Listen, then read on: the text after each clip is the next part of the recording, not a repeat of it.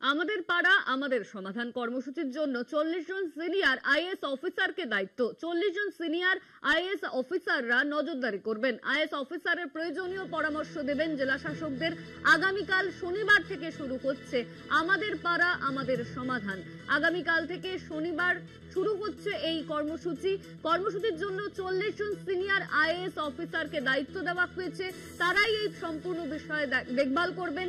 40 জন senior IAS officer নজরদারি করবেন এই বিষয়টি।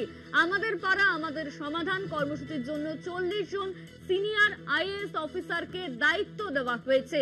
শনিবার থেকে শুরু হবে এই কর্মসূচি, এমনই কিন্তু জানা যাচ্ছে। আগামীকাল শনিবার থেকে শুরু হচ্ছে আমাদের পাড়া আমাদের সমাধান।